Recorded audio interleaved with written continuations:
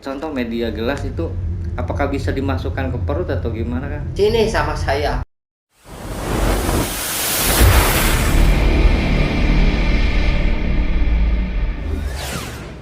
Assalamualaikum warahmatullahi wabarakatuh kepada sahabat-sahabat Saka dimanapun kalian berada. Mudah-mudahan kalian semua dalam keadaan sehat walafiat. Mudah-mudahan dalam selalu lindungan Allah Subhanahu wa Ta'ala. Alhamdulillah, kami sedang dalam perjalanan menuju ke salah satu padepokan yang bernama Padepokan Ketek Mingkem. Mari sahabat-sahabat Saka ikuti terus perjalanan kami dan doakan kami, mudah-mudahan kami diberi keselamatan sampai ke tujuan.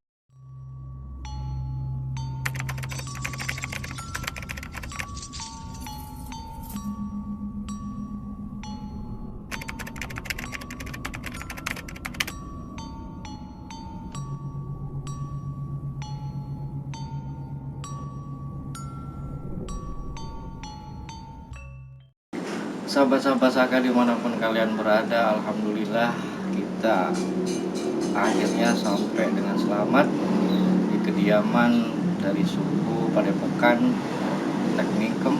Ini adalah rumah istrinya yang keempat, karena konon katanya dia itu ahli dalam hal santet atau permen. Mari kita temui orangnya.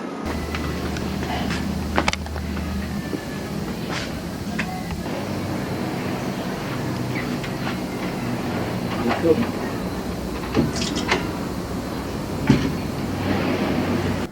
Assalamualaikum. Ya Ustaz, ya masuk. Alhamdulillah. Assalamualaikum warahmatullahi wabarakatuh.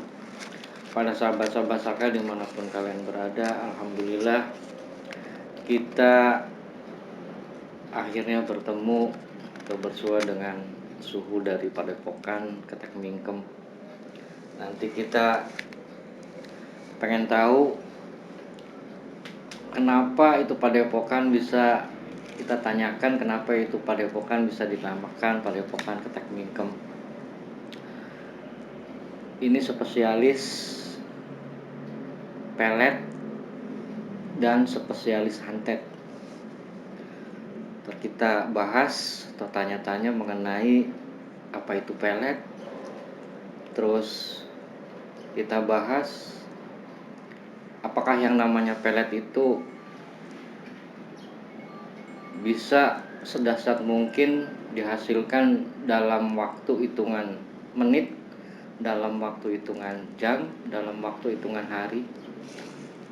Padahal yang namanya pelet itu dilakukan seumpama diijazahkan untuk orang awam. Ya memang seumpama yang namanya pelet tersebut itu dilakukan oleh suhunya sendiri, mungkin bisa jadi hasil dalam hitungan menit, dalam hitungan jam, dalam hitungan hari, atau dengan secepat mungkin. Kang, tujuan kula mriki iki bahasa Indonesia. bahasa Indonesia mangga. Ini aslinya seorang Cirebon, cuma dia memiliki banyak istri, mungkin karena ya tahu sendirilah dia spesialis pelet. Ini rumah kediaman istri yang keempat dari suku Padepokan Ketek Mingkem. Tujuan kami kan kesini, satu, pengen silaturahim, menambah saudara. Terus yang kedua, pengen lebih tahu pembahasan mengenai pelet, pembahasan mengenai santet, yang mungkin yang namanya pelet atau santet sekarang lagi viral, terutama di medsos. Nah, terus yang pengen saya bahas itu masalah pelet. Kenapa kok, apa bisa yang namanya pelet itu dihasilkan dalam hitungan menit, dalam hitungan jam, dalam hitungan hari. Terus yang kedua, apakah praktek kita menyantet orang atau melawan melawan dukun santet itu seperti itu, cara cara prakteknya kayaknya tuh terlalu action gitu, Kang. Iya, iya, iya. Jadi begini, mengenai pelet dulu ya. Ini dulu, Kang, saya Iya. pengen tahu ini, mungkin sahabat-sahabat Saka pengen tahu Iya. kenapa padepokan Akang ini dikatakan atau dinamai padepokan ketek mingkem, nggak kayak yang lainnya gitu, Kang. Iya, Kayak iya. padepokan anti galau, kayak Ah, padepokan iya. itu kan zaman sekarang pisan, Kang. Kalau kenapa si Akang kok ngasih nama padepokannya kok ya Aneh. aneh gitu. Iya. Iya. Jadi padepokan keteknikum itu sebenarnya sih filosofi yang sekarang pada umumnya uh, banyak perebutan apa sih, proyek ya, proyek atau berebut makanan. Kenapa dinamakan padepokan keteknikum? Itu filosofi daripada gambaran monyet atau ketek, khusus sekonya itu ketek. Monyet itu dia tidak, walaupun perutnya kenyang tapi tetap menyimpan makanan di mulutnya. Kadang kurang puas di tangannya sudah penuh pun di kakinya. Iya, seperti itu. Jadi kita itu gambaran, seperti gambaran manusia khususnya, semuanya. Tapi kita jangan sampai seperti itu cuma filosofi sebenarnya sih. Berarti intinya itu filosofi bahwa yang namanya Income, ketek itu suatu simbol keserakahan, keserakahan. simbol keserakahan manusia ya, Kang, ya, Iya, seperti itu. sebenarnya sih. Artinya kita jangan seperti itu. Dan itu kalau diceritakan panjang. Gitu. Nah, intinya seperti itu. Intinya jangan sampai kita seperti itu, seperti monyet. Seperti kan dari pewayangan, dari kelir juga kan ada gambar yang namanya ketek atau monyet gitu.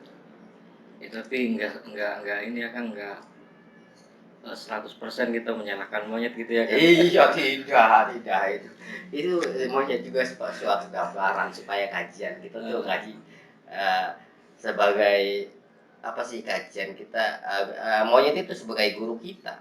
Artinya Iya, guru iya, kita iya. tuh kayak saya manusianya jangan seperti itu maksudnya. Iya, iya, iya, iya. Bukan menyalahkan, tapi memang perilaku monyet seperti itu. Jadi kalau bahasa bahasa santrinya mah diambil dari mafhum mukhalafahnya itu, kita itu yang namanya sifat buruk, yang namanya sifat kebaikan itu adalah guru kita gitu ya, Kang. Betul, betul, Tapi untuk kebaikan ya kita tiru, untuk keburukan ya kita tinggalkan, seperti itu betul, ya. betul, betul. Iya, iya, iya. Oke, seperti itu asal usul daripada kenapa yang namanya padepokan tersebut dikatakan atau dinamai padepokan ketek mingkem. Kita ambil hikmahnya bahwa gambarannya kita sebagai manusia jangan memiliki sifat keserakahan. Betul. Oke, Kang, makasih Kang untuk pembahasan mengenai padepokannya. Iya. Tapi ini nggak apa-apa kan, Iya, Kang, nggak sumpah apa-apa. Mak. Mumpung lagi sepi. Iya. Ya Pasti maksudnya gambaran. tuh nggak sulah tuh Kang, saya nanya kayak gini. Enggak. Itu memang harus dipertanyakan kok kenapa padepokannya ke teknik. Apa namanya?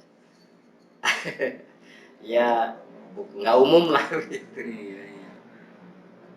Terus itu Kang ngebahas masalah pelet Kang, gimana Kang menurut Kang? Kang Hmm, Ustadz sendiri. Yang saya tanyakan itu masalah pengertian daripada atau bahasa pelet itu sendiri Kang. Kan ada mahabbah, ada iya, pelet, ada pengasihan. Itu iya. sebetulnya satu kata, satu tujuan apa emang memiliki arti yang ini Kang, memiliki arti atau tujuan yang berbeda? Tujuannya sama, ingin dikasihani seperti pengasihan atau mahabbah, Cuma atau beda bahasa aja gitu cuma Kang. beda bahasa, betul. Ada yang katanya instan, ada yang berminggu dengan ritual tertentu, ada yang berbulan. Itu tergantung kita apa yang mau diamalkan. Contohnya seperti hitungan detik itu sebenarnya sih pelet yang sudah jadi. Maksudnya Pelet gimana kan? pelet yang sudah jadi artinya contohnya kita ambil sesuatu ada Oke, ngopi dulu kan? monggo Ngopi sabar. kodok ular makan kodok seperti itu. Ular makan kodok Itu medianya kan? medianya dan ular itu sudah makan katak itu dibunuh. Nah, itu salah satu media yang nanti akan diperjualbelikan oleh si dukun tersebut. Nah, itu diritualin oleh sang dukun tersebut. Nah, itu bisa jadi setelah diritualin, nah itu bisa jual langsung jadi hitungan detik. Oh, berarti Hitungan instan secara menit. detik. Iya. Berarti ada ya Kang? Ada seperti itu. Tapi kok maaf Kang, ya kalau itu masuk akal Kang, karena satu, cara medianya aja udah kelihatan ekstrim. Tapi untuk media yang biasa aja kayak model foto, kayak model ngebayangin wajahnya si target, entah itu iya. pelakunya perempuan ataupun laki-laki, kok ada gitu kan dalam hitungan detik. Menurut Akan sendiri emang seperti itu kinerjanya? Biasanya seperti itu, ambil gambar dari bayangan atau membayangkan sesuatu wajah seseorang atau orang dukun tersebut mengerjakan ini berarti seperti itu ambil daripada media jin. Saya jamin itu medianya pakai jin atau khodam atau pembantu atau khorinah gitu. Pembantu. Kalau tanpa pembantu itu tidak bisa. Mohon maaf dengan bukan menjelekkan doa bagus ya. Itu dengan zikir, dengan ini itu mustahil. Itu. Oh, berarti kalau kita cuma pakai media amalan atau apa tanpa mengikut atau tanpa apa itu namanya itu campur tangan dari makhluk Allah yang lain, yaitu seperti jin atau genderuwo atau apalah itu. Iya. Itu nggak mungkin, sangat nggak mungkin. Yang setahu saya seperti itu. Mungkin memang di dunia ini tidak ada yang tidak mungkin. Tapi jauh lah untuk zaman sekarang itu jauh. Kalau tanpa media, tanpa bantuan daripada sosok yang tidak kelihatan itu. Iya Kang, saya lihat-lihat di medsos itu ada sih ahli pelet yang sampai sesumbar. Seumpama tidak terbukti maka ludahi muka saya kayak gitu. Ya sah-sah saja seumpama dia ada di depan sih Kang meludahin tuh ya. Iya. Cuma menurut Kang Ustadz sendiri, perkataan seperti itu sebetulnya pantas apa enggak gitu Kang bagi ahli hikmah ya, terutama di bidang pelet itu? Ya sebenarnya sih tidak pantas, seperti itu tidak pantas dilakukan. Tapi karena mereka yakin dengan benda itu atau amalan itu, sehingga dia sombong. Jadi dia pernah merasakan dan dia pernah melakukan, dan itu sudah terjadi, maka dia akan dirasuki rasa sombong. Yakin seperti itu. Padahal sih di hatinya, kok seperti ini bisa terjadi ya, seperti itu. Pasti pertanyaannya seperti itu dalam dirinya seperti itu. Tapi karena rasa itu hilang, akhirnya sehingga sini sama saya, kesombongannya baru muncul. Gitu. Karena terbukti sudah melakukan. Ya menurut saran kritik kami itu kan seharusnya ya memang kita itu minta ke orang pintar atau minta syariat ke orang pintar itu tidak termasuk syirik ya Kang. Karena yang namanya syariat itu ya memang ya dihukumi wajib lah menurut kami. Sebab mustahil yang namanya orang itu hidup tidak ikut campur dengan yang namanya syariat. Kalau emang caranya seperti itu berarti seakan-akan dia itu lepas dari syariat tuh kan? Iya, sudah jelas itu, Hmm, sudah jelas lepas dari syariat.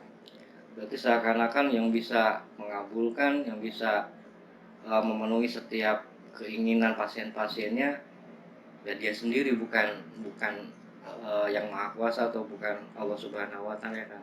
Iya, kalau Allah Subhanahu wa Ta'ala cuma hanya meridu, tergantung itu manusianya, kan seperti itu kan. Ya mungkin seperti itu. Jadi manusia punya bisa, Allah kan punya kuasa. Betul betul Gitu. betul. Jadi kebisaannya manusia itu kan Allah yang punya kuasa. Jadi buat apa kan adanya kun fayakun itu. Jadi seperti itu.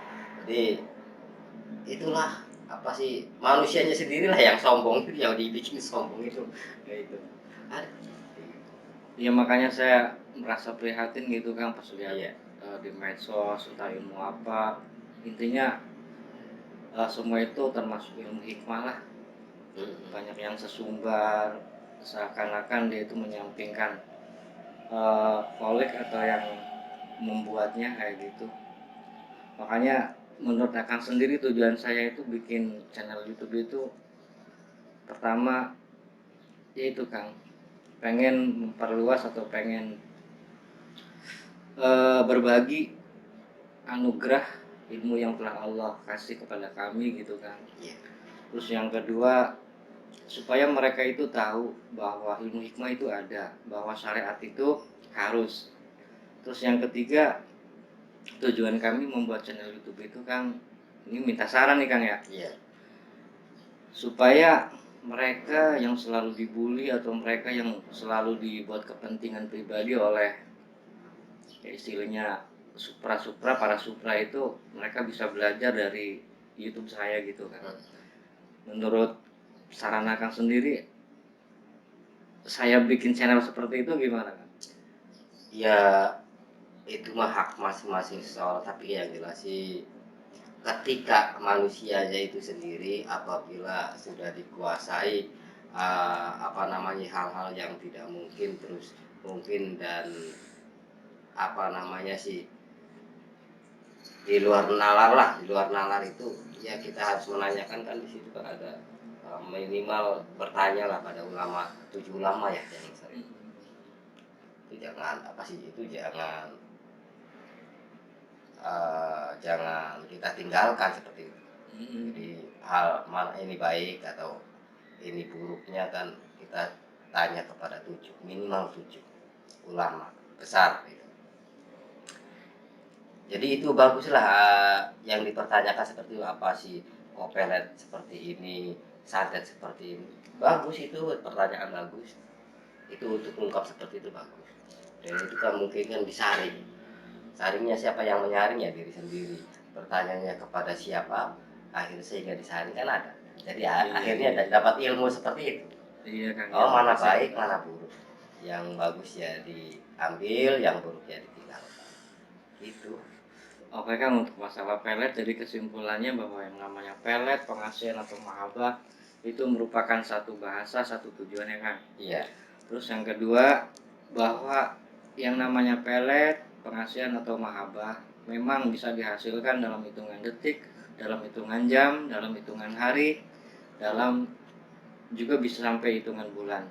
Cuma untuk hitungan menit, untuk hitungan jam, untuk hitungan hari itu bisa dihasilkan, bisa kelihatan atau bisa dibuktikan harus dengan media makhluk Allah yang bernama jin.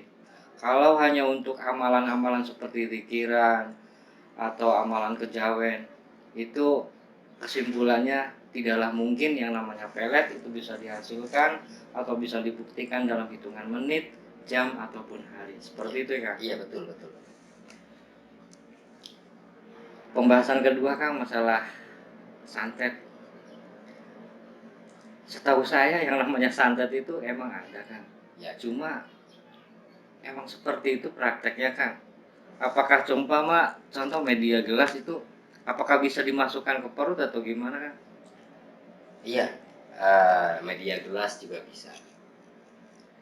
Jadi seperti ini. Jadi memang kalau santet itu memang pakai jin juga sih. Contoh seperti ini, gelas atau jarum atau silet atau ke dalam perut itu bisa. Dan sangat bisa. Jadi kita kan makhluk nyata dan ada yang sebelah yang makhluk gaib gitu. Yang namanya makhluk jin lah. Jadi pakainya hawa panas. Jadi ketika gelas ini atau media silet atau beling itu ya di ke alam sebelah, bendanya masih ada tapi hilang. Nah ketika masuk ke dalam rumah atau ada bola api ke dalam rumah, duer seperti itu. Nah ini masuk ke hawa panas, jadi nyata nanti gitu. Oh, berarti kalau mediasinya sih tetap di depan orang yang ngerjain, Kang? Iya, tetap. Berarti cuma kalau ini mah cuma fata morgananya aja, cuma ilusinya aja masuk ke sana, Kang? Iya. Bukan gelas itu sendiri masuk ke perutnya itu, bukan? Masuk. Oh, tetap Tetap masuk. masuk. Ini kan di ke alam sana. Berat hilang. Tetap di sana. Tapi nanti ditujukan ke siapa, ke rumah siapa. Tetap nanti di rumah itu pertama kali yang melihat seperti itu, dia mempunyai hawa panas. Jadi dia kalau ada hawa panas itu muncul, tapi ya di dalam, sudah di dalam tubuh. Maaf, Kang, Ya, itu santet itu. itu kan pakai media jin, kan? Otomatis yang namanya jin kan kalau ibarat manusia itu pembantu, kan? Yang namanya pembantu kalau nggak dibayar kan ya maaf ya, Kang, mana mungkin lah dia mau ngerjain. Mana mungkin dia mau itu ngerjain tugas-tugas kita gitu. Yang saya pertanyakan itu mengenai medianya, Kang. Apakah benar seumpama kita pengen pakai jasa jin, kita harus membeli media seperti minyak yang harganya itu ya menurut kami itu nggak masuk di akal sampai puluhan juta. Apakah itu cuma akal-akalan kitanya aja sebagai paranormal atau emang betul seperti itu, Kang? Jadi gini, memang ada sebagian. Maaf nih, Kang, ya bukan rahasia nih. Jadi gini, apa sih? Memang kalau pakai minyak itu sebagian itu modus. Oh, modus. Iya, sebagian itu modus. Berarti akal-akalannya. Akal-akalan. Itu cuma memang ada minyak, cuman harganya itu dibesarkan, ditinggikan.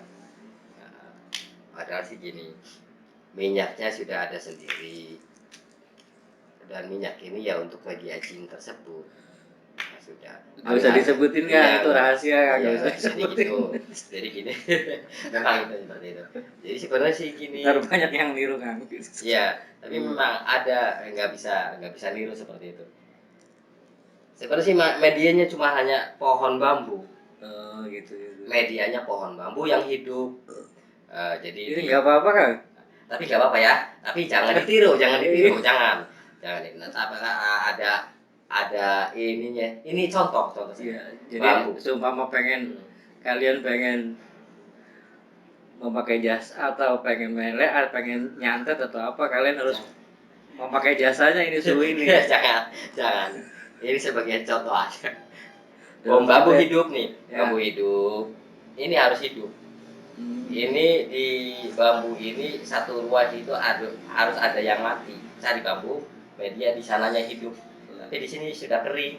Medianya aja udah susah, kan? Ada banyak. Barangnya ada maksudnya ya cari bambu di sininya ada kering, di sini hidup.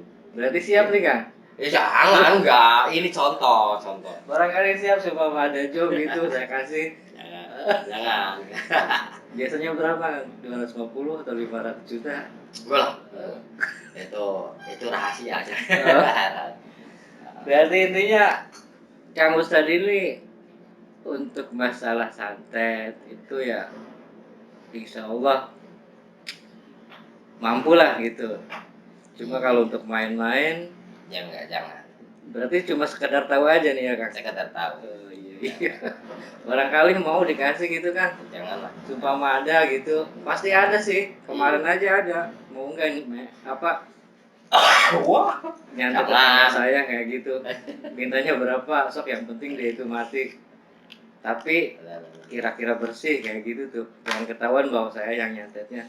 Iya. Barangkali Iya, mau, kebanyakan memang seperti itu. enggak, barangkali Kang Ustadz mau ntar saya Enggak, kasih. yang lain aja, yang lain aja. Dan itu juga Yang pencegahannya juga ada. istri kan udah 4, Kang, masa pengen dikasih istri Ya cukup mungkin sudah lah. Media-media itu sangat ngeri. Terus itu kan, aduh, di medsos itu ada yang cara ngelawan dukun santet, atau yang saya heran tuh gini, Kang, yang menjadi pertanyaan saya, Iya. apa ada yang namanya dukun sepuh, Kang? Itu bisa dikalahkan sama dukun muda gitu loh, Kang.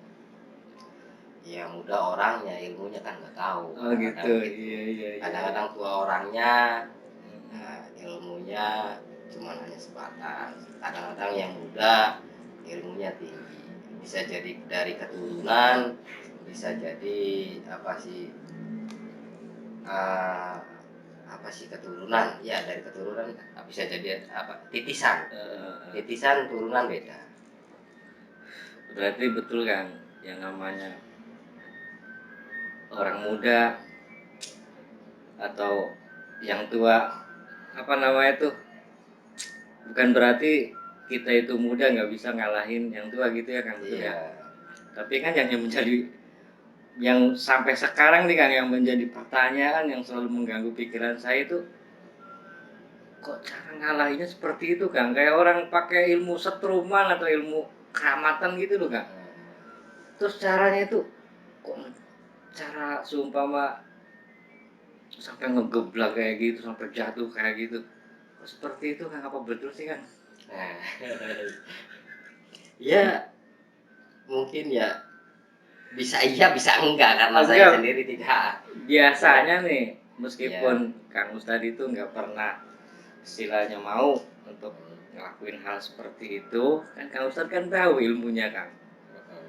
Cara kita nyantet, cara kita nolak santet, kan tahu. Iya. Entah itu pakai media atau pakai amalia gitu, kan tahu ya, Kang. Yang menjadi pertanyaan saya itu, apakah praktiknya seperti itu, Kang? Sebenarnya Tarung apa gimana gitu, terus begitu tarung sampai kayak orang keramatan gitu loh, Kang, pakai ilmu keramatan gitu. Jadi begini, biasanya misalkan Kang Ustadz kena, dan ini tahu santet ini datangnya dari A, berarti kita itu harus mendatangin si A begitu. Nah berarti kita kan tarungnya jangan si A. Jadi orang ini tuh tetap walaupun diobatin dia nyantet lagi, diobatin nyantet lagi. Nah ini paling juga bisanya mager. Tapi ada seseorang yang artinya, oh ini harus kena induknya.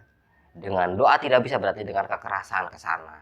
Berarti artinya dioncong itu, apa bahasanya dioncong itu? Dioncong itu apa? Dioncong itu didatengin. Iya, didatengin lah, wis. Didatengin si dukun santet tersebut. Nah itu seperti itu. Nah kalau di sananya biasanya di sana pakai keramatan.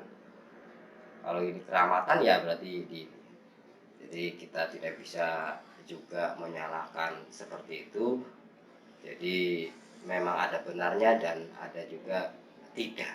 Emang ada itu, Kang, maksudnya cara bertarung dengan cara bertarung ya, kita memiliki ilmu santet itu dengan keramatan, itu emang bener, Kang. Ya kayak lucu gitu loh, kan, kayak action kayak gitu. Ya tidak sih, tidak. Artinya didatangin dengan baik-baik, diomongin, kamu jangan nyantet seperti ini ke sana, tolong dilepaskan seperti dengan baik-baik. Gitu. Enggak, kelihatannya tuh kayak amatiran kayak gitu, Kang. Cara praktek nyantetnya, cara nyembuhin santetnya. Ya maaf nih, Kang, saya sedikit tahu tentang santet, Kang. Iya. Menurut saya nih, Kang, yang namanya santet, kalau dia itu memang betul-betul ahli dalam santet, tanpa ngerapal juga dia langsung nyebutin HP itu masuk ke perutnya, masuk loh, Kang.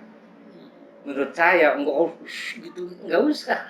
Atau istilah mengerahkan seluruh badan sampai digerak-gerakin terus dimasukin kayak gitu, kayak sinetron kayak gitu, Kang, kayak di TV-TV. kayaknya prakteknya nggak seperti itu kalau emang dia itu ahli dalam masalah santet atau menanganinya gitu kan. Iya, jadi gini, itu tidak bisa di depan umum seperti ini, nggak bisa. Dia kan harus ke apa sih, meditasi dulu. Dengan sini tuh meditasi nggak seperti langsung ini nggak bisa, Berarti nggak bisa. Harus kita dalam keadaan telanjang. Itu dalam keadaan telanjang. Kita di dalam kamar, mohon maaf ya, dalam keadaan telanjang dengan meditasi. berarti intinya yang namanya santet itu ekstrim kan. Cara ngobatin, cara apanya juga ya itu harus ekstrim kan, nggak harus pakai silat-silat kayak gitu kan. Iya tidak. Menurut kamu Ustaz? Ya tidak. Iya, saya juga kelihatannya lucu kan.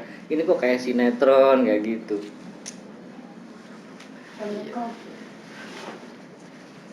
Tapi ya udah terserah ya Kang ya untuk Iya. masalah cara kinerja atau cara praktek mereka seperti itu. Mungkin mereka cuma sekedar pengen buat sinetron atau buat konten di salah satu channel kayak gitu. Iya, jangan jadi pertanyaannya, apakah ada seperti itu mengobati dengan gerakan, dengan apa sih dengan gerakan atau dengan tarik menarik? Bukan seperti itu. Itu dengan meditasi tingkat tinggi, bukan tingkat rendah, enggak asal-asalan. Oh, seperti ini. Jadi itu juga cara menyantet juga itu dengan meditasi juga. Bukan seperti halnya kita dengan ramai-ramai seperti itu langsung bisa, tidak. Terus kalau ilmu-ilmu kayak gitu itu sanad gurunya itu harus jelas apa enggak kan? Semua jelas. Berarti harus kan? Iya, sanadnya memang keilmuan itu sanadnya jelas. Walaupun hitam sekalipun ada sanadnya. Betul. Dari misalkan ini nabi ini sampai ke wali ini, kiai ini sampai ulama ini sampai ke ustadz ini ada. Nah, ini dari ujungnya ke sana, dari Mbak Ireng contoh ya, dari Mbak Ireng terus ke Mbak Ireng ke atasannya siapa, ke Nyi Dewi itu Ratu Bilqis ke siapa itu. Jadi ada sana semuanya ada. Jadi ujungnya ke sana. Jadi biasanya ulama itu membaca ujungnya. Kan banyak nih kan di medsos itu cara kita nyantet kayak gini, atau di buku-buku primbon kayak di toko-toko kitab itu kan. Iya. Dijual belikan secara bebas tuh Kang. Lah seumpama saya pengen jadi spesialis santet, belajar dari situ, kira-kira bisa nggak Kang? Ya tidak bisa, ya nggak bisa lah. Asal aja nggak tahu, wah kita bisa. Asal usulnya nggak tahu. Iya. Nggak Berarti intinya kita menguasai ilmu hikmah itu harus yang terpenting itu harus tahu sanadnya Kang. Iya, harus tahu sanadnya. Itu tujuannya apa Kang? Tujuan kita harus tahu sanadnya apa? Sumpama ada resiko itu ada yang dipertanggungjawabkan atau gimana gitu? Ya seperti ya orang kan apa sih tahu wadah kalau misalkan tidak tahu sanadnya itu kalau kita misalkan melakukan sesuatu kita bisa artinya kan banyak melakukan ritual puasa atau banyak yang stres Iya. karena mereka tidak tahu sanadnya. Nggak ada yang dipertanggungjawabkan ya Kang? Iya, jadi tidak ada pertanggungjawaban seperti itu. Wah, banyak kalau masalah mengenai santet itu wah banyak sekali. Tapi ya tetap pencegahannya ada, tapi ya bukan seperti silat-silat seperti itu, tidak. Terus lagi Kang yang lagi viral lagi itu, maaf nih Kang banyak tanya Kang. Iya nggak apa-apa, sekalian diungkapin ya, gitu ya.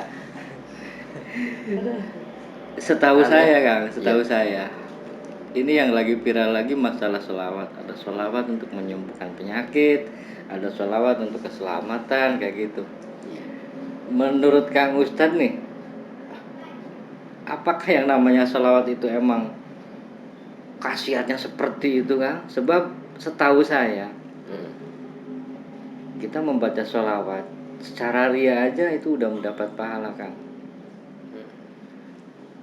Terus menurut pemahaman saya, sholawat itu bisa berfungsi, bisa berkhasiat. Seandainya kita nggak tahu sanad gurunya, itu cuma kita dapat pahalanya aja kan. Betul. Jadi tetap yang namanya sholat itu nggak bakalan mempunyai khasiat lah, mempunyai faedah lah.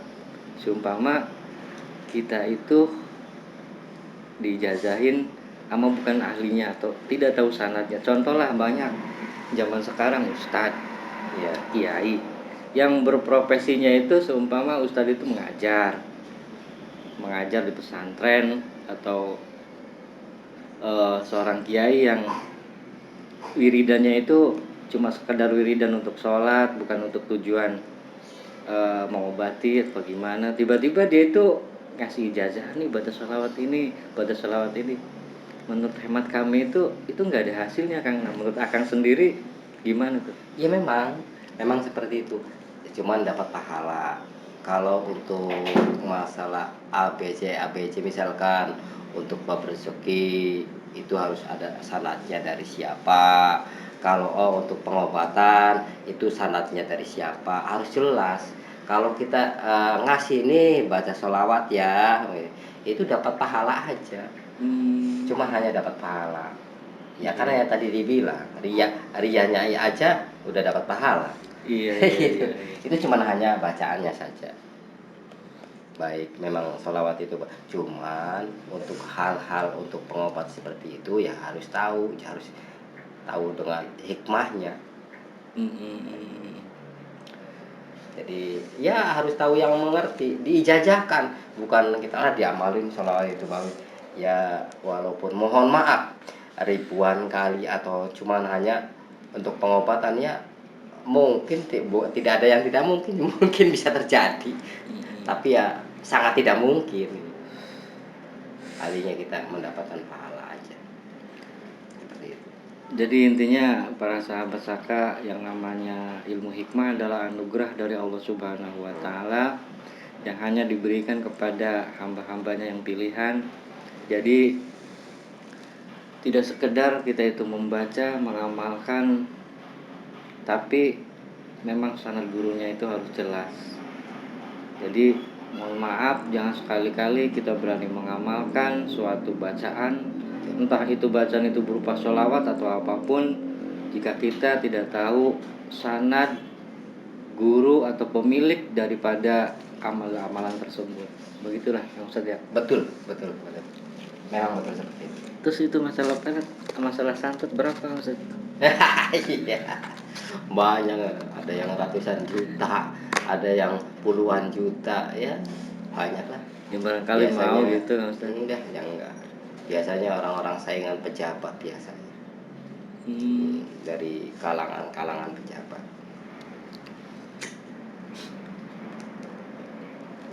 Dan yang kayaknya ekonominya menurun itu tidak mungkin, karena memang persyaratannya ya itu. Ya itu mah pokoknya pemirsa ya jangan seperti itu. Jangan melakukan yang di luar batas. Berarti intinya yang namanya ilmu hikmah itu adalah ilmu, sebetulnya yang namanya ilmu hikmah adalah ilmu untuk mendekatkan atau untuk taqarrub kita kepada Allah Subhanahu wa taala, bukan ilmu coba-coba. Betul. Jadi semua ilmu hitam, ilmu putih itu adalah ilmu milik Allah Subhanahu wa taala. Jangan kita buat main-main atau percobaan, apalagi merugikan orang lain. Sebetulnya Kang Ustadz ini ahli pelet apa sih? Ya kita harus sebenarnya harus bisa semua, harus mengetahui semua. Minimal itu mengetahui. Kalau prakteknya silakan belajar supaya kita tahu hasilnya. Oh seperti ini. Oh iya Kang Ustadz, ada pertanyaan yang selalu bikin sampai sekarang belum kejawab sama saya Kang Ustadz. Seumpama Kang Ustadz atau kita datang ke orang pinter, taruhlah Ustadz atau Kiai, umpama kita punya masalah utang piutang, apakah bisa seorang kiai meskipun dia itu ahli hikmah, seorang ulama, seorang ustadz meskipun dia itu berkecimpung atau berprofesi sebagai ahli hikmah, tapi dia sendiri nih Kang Ustadz belum pernah merasakan apa yang dirasakan oleh pasiennya. Apakah bisa ilmu itu seumpama dikasihkan kepada pasiennya, itu kemungkinan besarnya bisa berhasil seumpama dapat izin dari Allah kayak gitu Kang Ustadz. Kita menyampingkan izin dari Allah Kang Ustadz. Kayak gitu. Iya. Jadi ada seorang guru mengajarkan muridnya, sedangkan guru tersebut belum pernah merasakan seperti Iya, itu, belum merasakan hasilnya atau enggak, bagaimana? dia sendiri itu belum pernah punya hutang kayak gitu, Iya. belum pernah kesantet lah, Iya. belum pernah cerai lah kayak gitu kan Ustadz. Tiba-tiba ada pasiennya, saya ini cerai, gimana, pengen istri saya minta cerai, kira-kira gimana supaya istri saya itu nggak minta cerai, atau saya itu banyak lagi kelilit utang, bagaimana kira-kira cepet ngebayar atau melunasinya kayak gitu loh kan Ustadz. Sedangkan dia sendiri tuh belum pernah ngerasain apa yang dirasain. Nah, Si terus pasien. iya, terus dia nggak ngasih amalan itu bisa ditajrib nggak loh Kak Ustadz? Ya bisa. Bisa.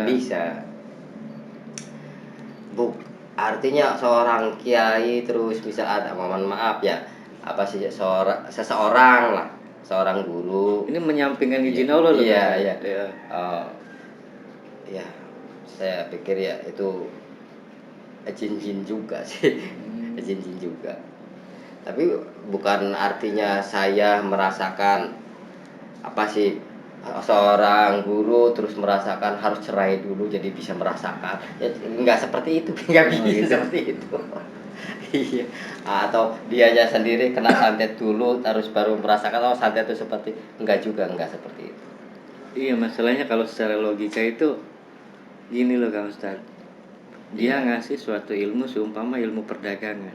Sedangkan Iya. dia sendiri belum mempraktekin itu. Dagang tersebut. Iya. Iya. Ya mana mungkin lah dia itu seumpama dipraktekin terus bisa ditajrib gitu lah Kang Ustadz. Iya. Itu maksud pertanyaan saya itu seperti Iya, itu. iya. Ini secara logika pokoknya intinya menyampingkan izin Allah kayak gitu Kang Ustadz. Apakah bisa ditajrib kayak gitu? Ya banyak pertanyaan seperti itu, banyak sih ya. Cuman kan yang jelas sih orang itu mempunyai amalan seperti itu ya mungkin ya dari apa namanya sih, dari gurunya lagi seperti ini, dan gurunya itu pernah melaksanakan seperti itu ke ini terjadi, dan itu juga amalan tersebut tidak bisa, yang sudah terjadi belum tentu untuk orang ini terjadi. Oh, berarti Gitu. intinya mah yang penting sanad dari gurunya itu, si guru itu pernah mengalami apa yang dialami oleh pasien dari muridnya gitu. Iya, Kan? begitu. Meskipun si muridnya itu belum pernah merasakan apa yang dirasakan oleh pasiennya kayak Iya, gitu. Oh. dari gurunya itu pernah melakukan seperti itu. Jadi intinya yang namanya ilmu hikmah bisa diberikan asalkan sanadnya itu jelas ya Kang. Iya, sanadnya jelas. Iya, iya. Jadi kan ada banyak yang merasakan, saya tuh dari pernah diijazah sama si guru A, tapi saya sendiri belum merasakan karena saya belum enggak jualan nih. Ini ada amalan nih untuk ini seperti ini dari guru saya, misalnya begitu. Sedangkan dianya belum merasakan. Ini amalan ini nih dari ujungnya itu memang dirangkum seperti itu untuk jualan. Iya, iya, iya. Tapi tidak bisa juga menyampingkan Allah Subhanahu wa taala, nggak bisa itu. Ada sanadnya, atau tidak bisa menyampingkan maaf, kalau misalkan sanadnya dari setan ya dari sana. Gitu. Tidak bisa menyampingkan seperti itu. Ya memang ada sanadnya itu. Terus Semuanya ada sanadnya semuanya. Terus betul nggak sih yang menurut pengalaman saya itu kan, Iya. kalau kita berguru itu kita harus tahu sisilah dari guru itu sendiri kan. Iya. Sebab yang namanya ilmu hikmah itu menghantamnya ke batin kita kayak gitu. Betul. Ke sifat, ke pokoknya intinya mah semua dari kita, dari jadi dari sifat timbulnya kelahiriah kayak gitu kan. Iya, betul. Jadi seumpama gurunya itu sombong, maka ketika ilmu itu sudah diturunkan kepada kita, maka apa yang atau watak sifat dari guru itu akan menempel ke kita kan. Kalau kita tidak memiliki pondasi kayak gitu kan, dari awal tidak memiliki pondasi akhlak atau tata krama kayak gitu, apakah yang namanya ilmu hikmah seperti itu kan? Ilmu hikmah itu seperti gini, yang dimaksud ilmu hikmah itu gurunya mempunyai watak buruk misalnya atau bagus ya, atau itu sifat buruknya tidak akan nempel apabila kita tahu apa namanya sih, sudah Pondasinya. tahu pondasinya. Sifat buruk seseorang itu dia apabila meniru-niru gayanya. Kalau sifat itu tidak nempel, sifat itu ada di diri masing-masing. Watak itu masing-masing. Sifat kan watak ya. Iya. Itu. Jadi apabila kita tidak ada pondasinya kurang kuat, saya yakin akan terjadi yang tadi itu sombong itu. Ini sama saya, ini seperti itu. Nantinya timbul seperti itu. Tapi kalau pondasinya yakin sama Allah, padahal si Allah yang menyembuhkan, itu di al-hikmah ya.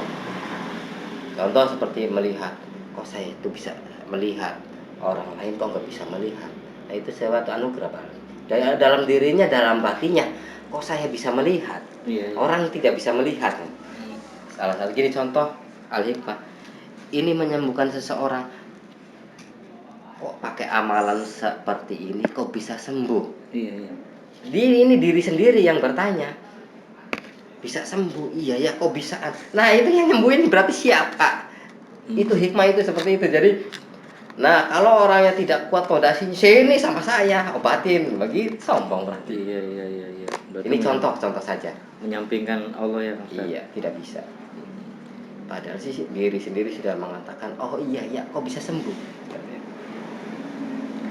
Terus Kang Ustaz balik lagi ke masalah pembahasan pelet nih. Kang Ustaz masa bersalah nggak sih seumpama ada orang minta pelet Kang Ustaz, terus disalahgunakan nih Kang Ustaz, merasa salah nggak Kang Ustaz? Apa Kang Ustaz itu sebelum ngasih ini tuh ngasih saran dulu apa gimana? Sebenarnya sih semua yang diberikan atau yang apa sih dia dijajahkan terus dia melakukan hal-hal yang tidak baik, sebenarnya sih itu harus diwajangi atau dinasehati, ini untuk kebaikan. Biasanya permintaan itu saya itu untuk baik ya, saya itu untuk merukunkan. Biasanya permintaan itu dari si pasien itu seperti itu. Biasanya itu pasien itu ngomongnya enak sih, manis. Pernah kayak itu kejadian kayak gitu? Sering terjadi. Sering terjadi ya, kayak saya pengen ngakalin si A, setelah kena seperti ini akhirnya buat main-main kan kasihan. Dan itu yang bikin jadi merasa bersalah tuh seperti itu. Akhirnya buat main-main. Maaf nih Kang Ustaz, maaf nih kalau pertanyaan saya terlalu dalam, terlalu pribadi. Itu biasanya Kang Ustaz kalau ngasih pelet kayak gitu secara ikhlas apa memiliki kepentingan pribadi Kang Ustaz? Bukan, tidak. Kalau saya itu yang tadi bilang, ada yang hitungan detik atau hitungan menit, itu berarti media yang sudah jadi. Jadi itu bisa dibuktikan. Dan dibuktikan artinya buat umum, buat nempel tes. Nah, orang itu tetap bukan artinya kayak kena kemat atau kena pelet, tapi orangnya normal biasa. Tapi orang itu kena, artinya ngomong nurut, semacam gendam lah seperti itu.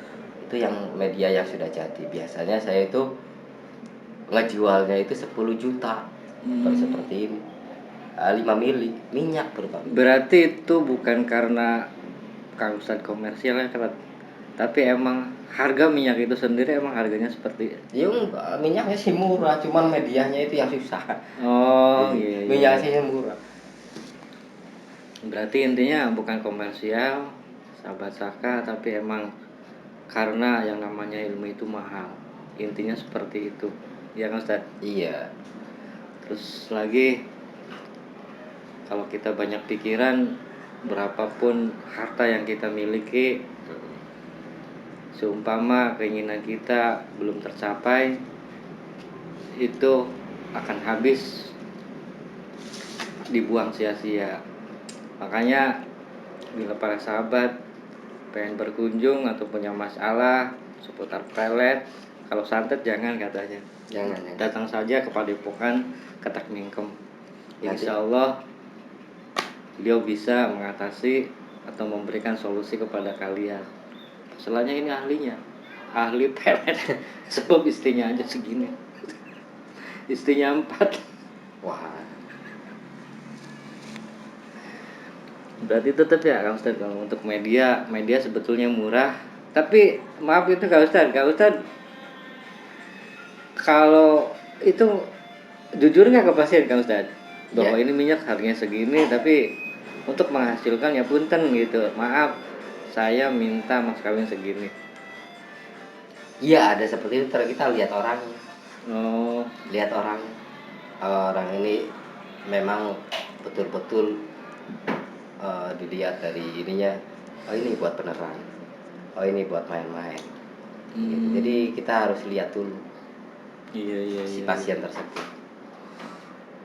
Oke Kang Ustadz, jadi intinya alhamdulillah silaturahim kita udah dianggap cukup, karena maksimal silaturahim itu 2 jam. Dan insya Allah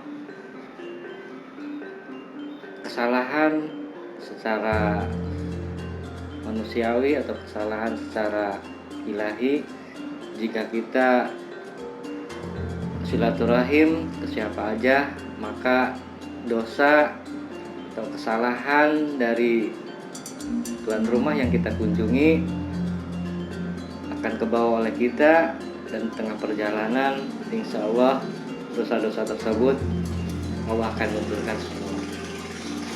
Terima kasih nih Kak Ustadz, masalah ilmu pelet, ilmu santet atau ilmu yang lainnya.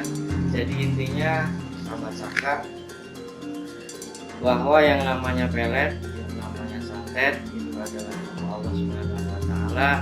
Yang terpenting kita jangan sampai ilmu tersebut atau anugerah tersebut dibuat main-main atau dibuat jadikan sebagai mediasi untuk kepentingan pribadi kita, merugikan orang lain.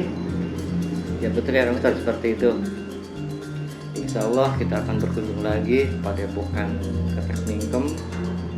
Mudah-mudahan Allah Subhanahu wa taala senantiasa memberikan kesehatan, memberikan keselamatan, panjang umur kepada kita semua, kepada sahabat Saka. Salam guyup, dukung terus channel kami Saka, dan dukung terus channel Kang Ustadz Padepokan Ketek Mingkem ya Kang Ustadz. Padepokan Ketek Mingkem, insya Allah kalian bisa belajar dari situ. Kalian tidak usah pergi ke orang-orang pintar yang hanya mengambil kepentingan atau keuntungannya sendiri. Salam guyup kami akhiri, mudah-mudahan Allah Subhanahu wa taala senantiasa memberikan atau mengiringi, mudah-mudahan Allah Subhanahu wa taala senantiasa memberikan rahmat ridhonya untuk kita semua. Wabillahi taufiq wal hidayah. Wassalamualaikum warahmatullahi wabarakatuh.